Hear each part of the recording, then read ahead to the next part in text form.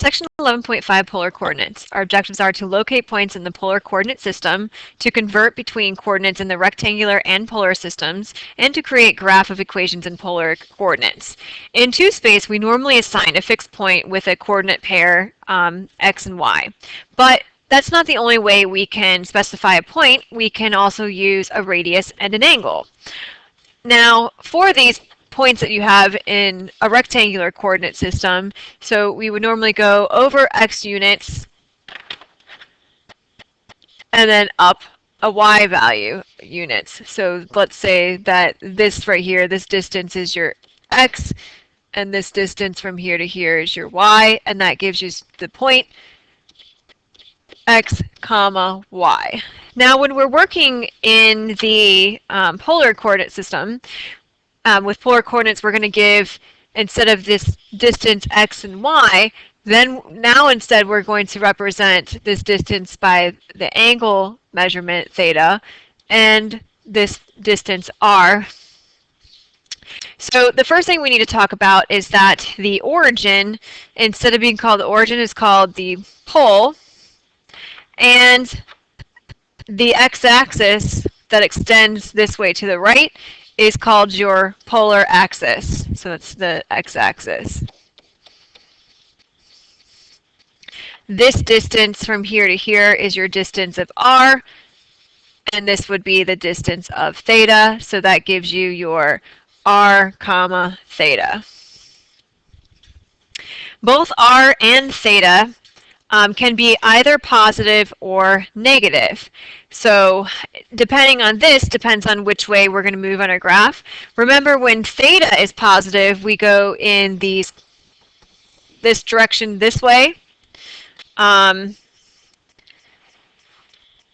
when theta is negative, we go in the counterclockwise direction. So this would be a negative angle. The other way was positive. So that's what this statement right here says. When r is positive, the polar distance is measured from O along the terminal side of the angle theta. When r is negative, it's measured from the opposite side of the terminal side of theta. So kind of with when we did vectors, remember we said when we had a negative vector, it went the opposite direction. That's the same idea when we're doing our polar graphing. So let's go ahead and take a look at these values that we have right here. The polar coordinates of a point P, the main thing to remember this is that they are not unique. By not being unique, that means that there are many representations for a polar coordinate, not just one. Like in the xy coordinate plane, x and y is always going to be just x and y. But in a polar graph, it's not just that point, because remember, we said that we have coterminal angles for the coordinates. So I know that if I have this r value of 2 and I have pi over 3, I know that's not the only way that I can represent that point. Remember, if we go all the way around once, so if I take pi over 3 and add 2 pi to this, so if I add 2 pi, I need a common denominator, which would be 3, so that would become 6 pi over 3. I get 7 pi over 3. And remember, that's a coterminal angle. I just went all the way around my circle once and ended up at the same spot, which is right here. So that would be another representation of the same point, but with a different angle. I can also go in the negative direction. So if I go negative direction this way, negative pi over 3 is also coterminal with pi over 3. So this point can also be represented by 2 negative pi over 3.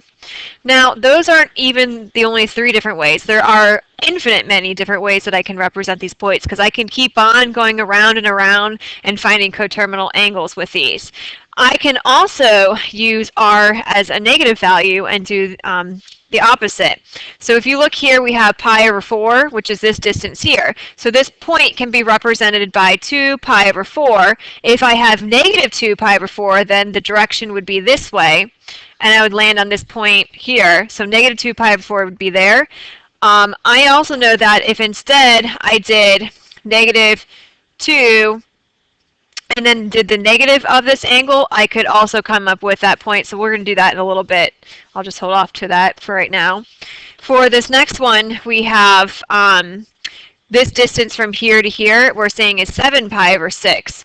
So for this 7 pi over 6, I know that 3, 7 pi over 6 is this point right here. If I do negative 3, 7 pi over 6, I know that I have 7 pi over 6 down here. That means I'm going negative 3 in this direction backwards. So that would represent this point here. So you just have to remember the negative means for the r value means you're going the opposite way. So then if I have pi over 2, negative 2.5, so pi over 2 negative would be down here. So this would be 2.5 negative pi over 2, but if I have negative for my r value, I end up over here. So you have to remember that it's the opposite. So let's go back to our graph over here, and let's graph and plot some of these points. So for example, let's graph all of these. Now, when you're graphing in the polar system, notice that it's circular, and also notice that we can use degrees or we can use radian. So it doesn't really matter which one you use. Usually, if you look at the points, if you see a degree symbol, you're going to use degrees. If you see radians without the degree symbol, you're going to use radian measures. How do I know what each of these values are going by right here? Well, the way that you can do that is you can count how many you have. So 1, 2, 3, 4, 5, 6, 7, 8, 9. I have 9 between 0 and 90. So if I do 90 divided by 9, I get 10. So I know that each of these are going by 10 degrees. So that would be 10, 20, 30, 40, 50, 60, 70, 80, 90, and I can keep on going around my circle. So that's just to show you how to get each of the lines that you have. Now, for this, the first point that we want to graph is for 60 degrees. You can graph it if you want with finding the radius first and then the angle. I happen to find it's a lot easier to do the theta first and then graph what r is. So in this case, I know theta is 60 degrees. I have an r distance of 1, 2, 3, 4. So I'm taking this and I'm moving it to 60 degrees, which would be right here. So the way that we do this point is we would just put a dot right there. So I don't actually draw the line, but I know the distance from here to here is my r value, which is a distance of, again, 4. So that would be for point A in the polar system. So this is A.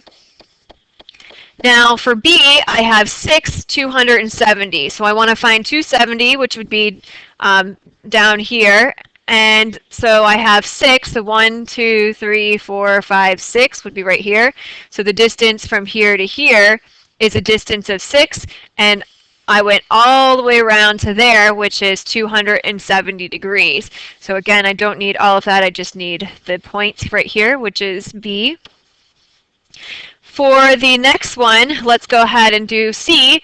We have -5 and 30 degrees. So here's 1, 2, 3, 4, 5, and 30. But the problem is I have -5, 30. So that means I need to go in the opposite direction. 1, 2, 3, 4, 5. So this would be -5, 30 right there. Remember, the negative means you go opposite like the vectors. So this is going to be point C. Let's go ahead and do D. D is 150 and -3, 150. So 150 degrees I know is going to be all the way to here. And if I did +3, 150, I'd be right there. But we want the negative direction, so that means I'm going to go the opposite way. And that would be my answer. So this is going to be for C. And then now this one on your paper is E and F. I just forgot to change it up here. So we have -7, 120 degrees. So 120 would be from here to here. -7 means I'm going the opposite direction. So 1, 2, 3, 4, 5, 6, 7 would be right there. So that's E. And then the next one we have is F. Now notice F is different from the rest because it doesn't have a degree symbol for theta. We have pi over 4. So recall that pi over 4 is really 45 degrees. So I have 3, 45 degrees is what I'm really looking at here. So 45 degrees is in between 50 and 40 degrees, so right there. So we have 3 and pi over 4. So I'm going to measure a distance of 3 for that line. which would be right there. Now, as we said before, remember we said that these points are not unique. Since these points are not unique, that means that there are infinite many ways that I can represent each of these points that we have. So if, for instance, if we look at the point A, I have 460 degrees. Well, let's come up with some other ways that we can represent this point. So let's go ahead and maybe go do a coterminal angle with 60. So if I go all the way around and back, that would be I'm adding 360 to 60 degrees. So 360 plus 60 gives me 420. So 4 comma 420 degrees is the same point as 460. Now I could keep going around if I want, or I could also do the negative direction. So if I go in the negative direction starting from here to here, well, I know that I'm taking 360 minus 60 then, so that would be negative 300 degrees if I started at the 0 and all the way to here. So, and then this line is what I'm looking at. So that would be 4 comma negative 300 degrees. That's still not the only way that I can represent this point. Another way that I could represent this point would be, of course, to do the negative. So instead, if I did 1, 2, 3, 4 would be right here. So if I was here and then did the negative of my answer for this angle measure, that would also work. So from here to here would be 240. So if I did 4, negative 4, comma 240 degrees, don't forget my degree symbol. Oops. Sorry about that. So if I did negative 4 comma 240 degrees, that would be all the way around to here, but then negative means I'm going the opposite direction, so I'd be back at A. And if I did instead maybe, let's go from here to here, which would be negative 1, 2, 3, 4. So if I went from here to here, I know that so now I'm going to go negative direction for a negative angle from there to there. So I know that in the negative direction, if I do this from here to here, I get negative 130, because you're just going to subtract 240 minus 360, which gives you this value. So notice that if I did the negative angle, well, how would I get back to angle A? I would have to,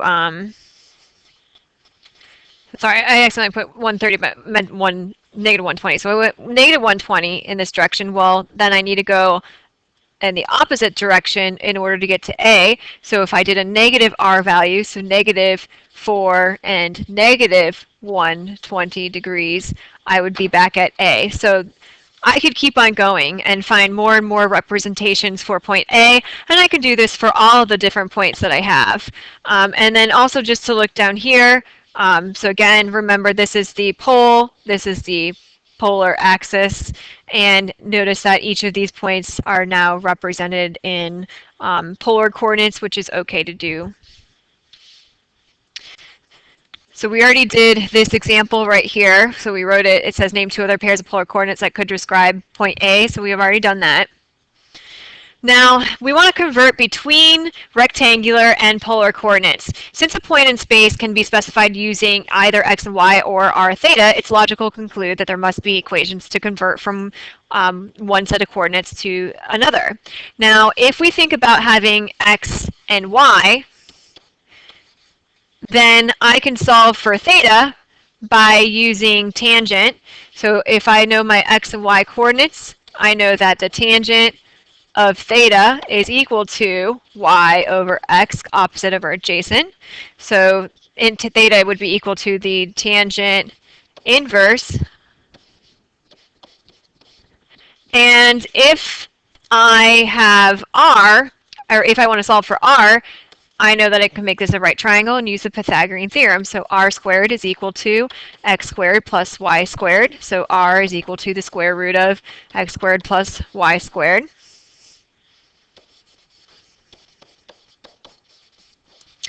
Now, let's say that instead of being given x and y, I was given my distance of r to this point and theta, and I want to find x and y. So if I want to do this and find x and y, well then I know this is x and this is y. I can use right triangle trigonometry. So to find x, I can do the cosine of theta equals x over r. So x is equal to r times the cosine of theta. And y would then be equal to the sine of theta equals y over r. So r times the sine of theta gives us our y. So again, just using things that we've done before, so it's nothing new. Now we're going to convert each point from polar coordinates to rectangular coordinates. So if you don't see a degree symbol, you're using radians. Now looking at these points that I have 2 pi over 4. So again, remember your x is equal to r times the cosine of theta. Y is equal to r times the sine of theta.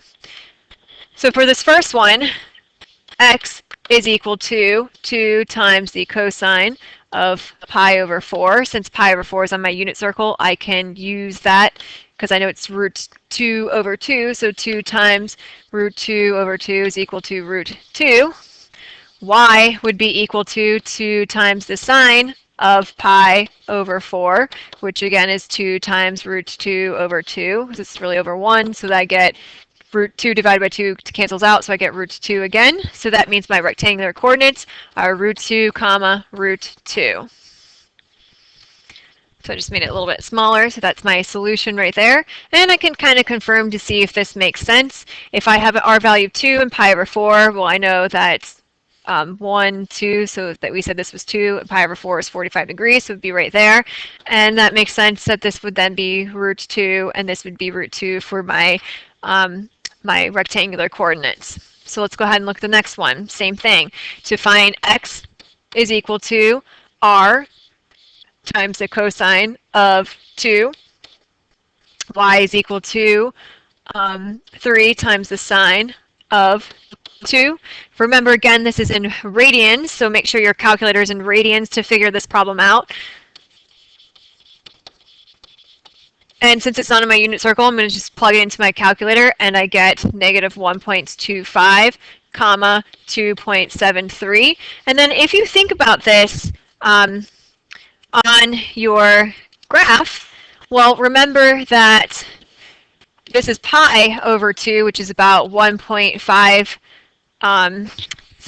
Notice that 2 is the radian measure we're using. 2 is bigger than 1.7, and this is here pi, which is 3.14. So I know it's going to be somewhere in between here. So I have 1, 2, 3, and the angle measure here to here would be 2. So does it make sense that I have negative 1.25, which is here, and up 2.73? That, yes, that makes sense because of where I'm at on my polar graph to rectangular. And then we can do the same thing with the last one. So x is equal to 8 times the cosine of 30 degrees. Y equals 8 times the sine of 30 degrees. Notice that you have degrees here. So make sure your calculator would then be in degrees, or we know that 30 degrees is on my unit circle, so that I can use that. So for the first one, 30 degrees is really equal to root 3 over 2. So I'm just going to write that next to here. So I have 8 times root 3 over 2, and this would be 8 times the sine of 30 is 1/2. So I end up with 8 divided by 2 is 4, root 3, comma 4. Now we're going to convert each point from rectangular coordinates to polar coordinates. To do this, recall that there are an infinite many solutions.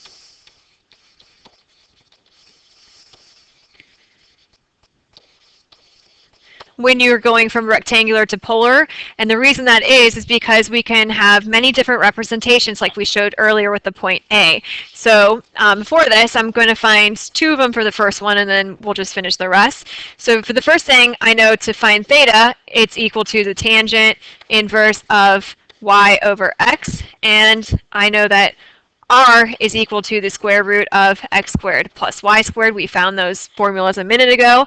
So in this case, theta is equal to the tangent inverse of root 3 over 1. I know that that's on my unit circle. So if you think about your unit circle, I know that this is in quadrant 1. And so root 3 over 1 I know is equal to pi over 3. I can also have other angles that are equal to pi over 3, such as if I add 2 pi to this, I get 7 pi over 3. If I do the negative angle of pi over 3, I get negative pi over 3, so that's why there's many representations. R would then be equal to the square root of 1 squared plus root 3 squared. So r is equal to the square root of 1 plus 3, which is equal to 2, because the square root of 4 is 2. So that means that one possibility I could have is 2 comma pi over 3. If I do a coterminal angle, I could do 2 comma 7 pi over 3. Or I could also do the negative angle, 2 comma negative 5 pi over 3. So those are all the same thing. And there's many other possibilities. So these are just a few of the answers. Kind of to check my answer, I have over 1 up root 3. So something like this. So again, for the first one, we just did, let me make that larger. So for the first one, we just did pi over 3 and then the point. And then for the next one, we went all the way around to get 7 pi over 3. And for the last one, we did the negative of the point. We could also do one with a negative r value if we wanted to as well. I'm going to skip that for right now, though, and move along. So then looking at B, we're going to do the same thing. I know that theta is equal to the tangent inverse of negative 3 over 3, which is negative 1. Negative 1's on my unit circle, so the tangent of negative 1 would be equal to negative pi over 4. Or remember, we can also use 7 pi over 4 on my unit circle.